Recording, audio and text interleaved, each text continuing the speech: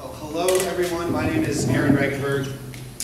I want to thank you all so much for joining us. I know it's not easy to get out here to the State House on the middle of a weekday, so it means a lot and it does make a really big difference. I of course want to thank all of my colleagues in the House and fellow co-sponsors of this legislation who are here today. Representative Sue Donovan from Bristol, Representative Marcia Rangland-Basson from Providence, Representative Lauren Carson from Newport, Representative Edie Agello from Providence, Representative Art Handy from Cranston, and Representative Carlos DeBone from Pawtucket.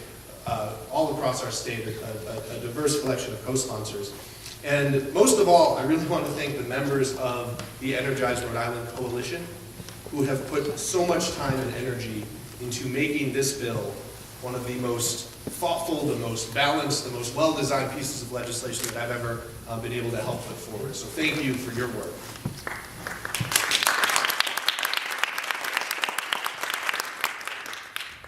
Now we're all here today, I believe, because we have not given up hope on our future.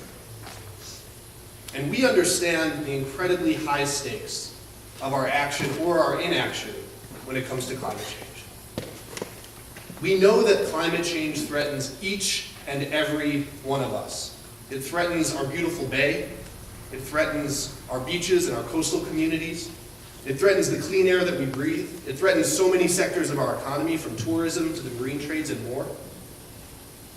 In 2017, we saw those threats come together in the most devastating wildfires our country has ever seen, in a trio of hurricanes that devastated countless American homes and businesses and lives, hurricanes that just as easily could have been heading to Rhode Island as to Texas and Puerto Rico.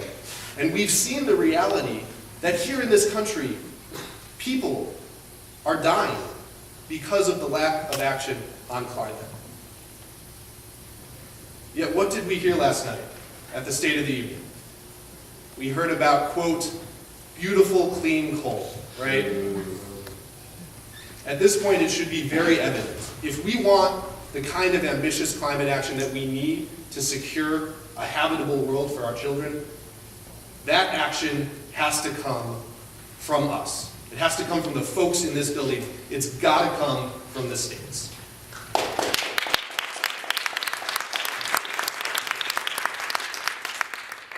That's why I was proud this morning to join legislators from Connecticut, Maryland, Massachusetts, New Hampshire, New York, Oregon, Vermont, and Washington to announce the creation of a carbon cost coalition, a network of elected officials and organizations from across the country who are working together to push for a state and a regional carbon pricing framework.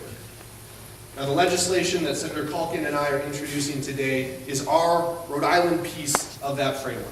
And the truth is, even if you don't believe in climate change, even if you're like our president, and you don't care about clean air, about the moral crisis that we're dealing with future generations, even if the only thing that you care about is economic development for our state, then you should still support this legislation. Because besides reducing emissions, the Energize RI Act is designed to jumpstart our local economy. This legislation, if we pass it, would create thousands of new green jobs and will put our neighbors to work in good-paying jobs right here at home.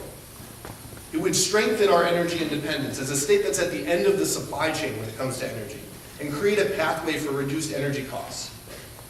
And critically, it would keep our local energy dollars right here in Rhode Island, circulating to Rhode Island businesses, being paid to Rhode Island workers.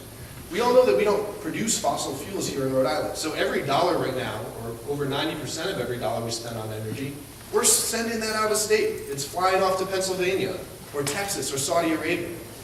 We can transition to keeping those dollars working right here for our local economy. It is time for us to act. We can pass this legislation.